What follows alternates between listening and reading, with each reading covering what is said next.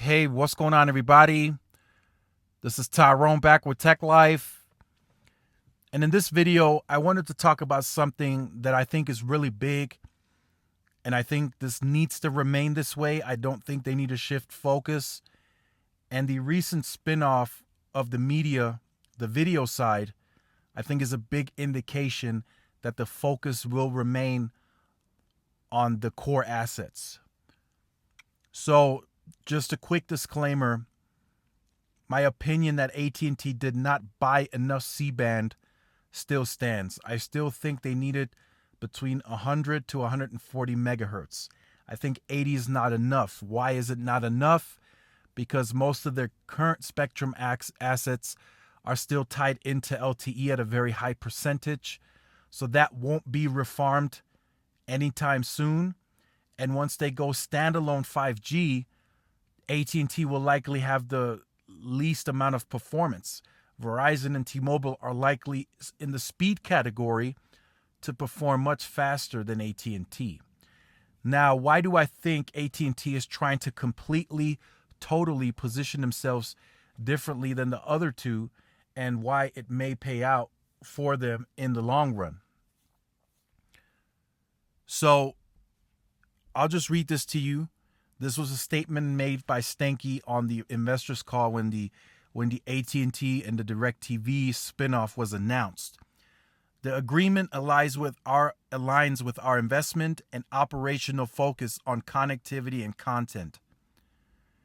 And the strategic businesses that are the key to growing our customer relationships across 5G, wireless, fiber, and HBO Max. Again, I said it in my previous videos. The core assets, what they need to start growing and focus on is wireless, fiber, HBO Max. I've said it before. And it supports our deliberate capital allocation commitment to invest in growth areas, sustain the dividend at current levels, focus on debt reduction, and restructure or monetize non-core assets, said AT&T CEO John Stankey. So again, the non-core assets, I think, are gone. If they can't monetize it, if they can't restructure it, those will be gone. So be looking forward to more sales like Crunchyroll, DC Comics. They're going to really look very, very closely at the non-core assets. And if they can't monetize or restructure, it will be sold off in one way, shape, or form. It's going to be gone. It's done. If it's not a part of that core asset, it has to go. It just has to go so AT&T can start focusing on the core values, wireless, fiber, and HBO Max. Why do I think it may play out for them in the long run? I think those assets will grow them revenue and profits way beyond anything that Verizon and T-Mobile can touch. They still are 70% owner in the stake of DirecTV, so that'll still bring revenue and profits as well. So does AT&T potentially have better assets to pay down the debt reduction? Yes, they could potentially at some point have lower debt than even T-Mobile if they play this correctly. If they run it correctly, they could position the company towards that way. HBO Max, I think, is going to be massive for them. I've said it in previous videos. Once they take it global, if they continue with the blockbuster movies day one, and they continue dropping the content and originals, I think that platform right now is huge for them. It's a big deal, I think. Fiber is a big deal. People are choosing that product and they're liking it. It's a fact. They're gaining 200,000 to 300,000 customers on that end per quarter, and they haven't even scaled it really. Last I'm told, in most markets, it's at 20%, and that's pushing it. They haven't even scaled it. So once they scale that, it's going to be an adequate competitor to anything out there. Maybe other coaxial companies that are using coax, not fiber, huge competitor. It'll compete against the wireless home internet. I mean, it's gonna be a huge competitor, and people still like a hardwired connection because it does not deviate, and it does not fluctuate in its performance really. What I've noticed by testing early on, I'm still testing, but this is very early on. What I've noticed with the T-Mobile home internet, the router sometimes seems to switch on and off. So it'll connect to N41 and then it'll just randomly connect to band 12 as the primary. So the performance is already huge difference in that performance.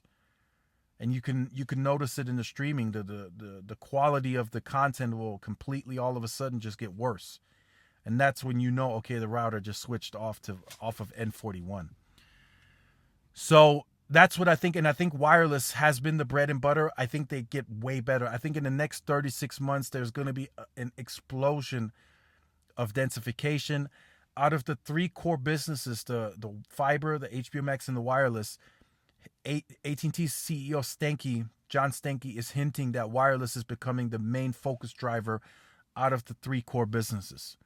So that means macros are going to be slapped into networks at crazy paces, and C-RAN are coming across the board. I've mentioned this in previous videos. AT&T is trying to do in 3 years what took Verizon 10 years to do with densification. That's how serious AT&T is right now. So does that give AT&T wiggle room to potentially grow and further invest into spectrum? I think it does. I think auction 110 is going to be very important to keep your eye on. I think AT&T has potential to get another 40 to 60 megahertz of that spectrum. I don't think Verizon competes in that at all. I think Verizon is done. I don't think they compete in any other spectrum auction unless they're looking for other carriers to pay more. So they'll compete just to raise pricing, but they won't buy. They won't outbid anybody. They just spent too much on C-band. They spent way too much. They went in to that auction about $150 billion in debt. Now they're going to be closer to $200 billion in debt. More so even than AT&T now. They have more debt than AT&T. I researched that a little bit. AT&T, as of the end of last year, was about $147 billion in debt. They gained $14.4 billion or $5 billion with the DirecTV purchase. They had $10 billion on cash, so they did not go into debt a full $24 billion. Just keep that in mind. So they are using that $7.8 billion in cash that they're getting from the DirecTV deal as a debt reduction. They were able to offload $200 million from the deal onto that company, but they are going to use that $7.8 billion cash on hand for debt reduction. They stated that. So this is massive. I think AT&T is completely restructuring themselves to be a much, much, much more efficient company. And Stankey is the driver behind that. Stankey said it early on, this was a couple of years back, that the company just needs to be ran. It needs to actually be ran, not purchasing all these other assets. That's what Randall Stevenson has done. He's just been building, and buying. He hasn't actually ran the assets. And that's what Stankey's doing. He's running the assets. He's cutting off the non-core businesses, and he's competing and running the core businesses, and it's working. It is working. They're growing. Fiber's growing. Wireless is growing. HBO Max is going to be massive. Will that help the stock? Sure. It will help the stock, but they need to do more to get the stock to the levels that it was previously. So let me know how you feel about this in the comment section down below. Look forward to reading your comments. If you have been on the channel or are new to the channel and you have not yet liked, shared, subscribed, make sure you do so. Hit the notification bell so you are notified when I do upload content. Make sure to follow the social media outlets for more updates and interactions. Thanks again for watching. This is Tyrone with Tech Life, and I'll see you guys in the next one. Peace.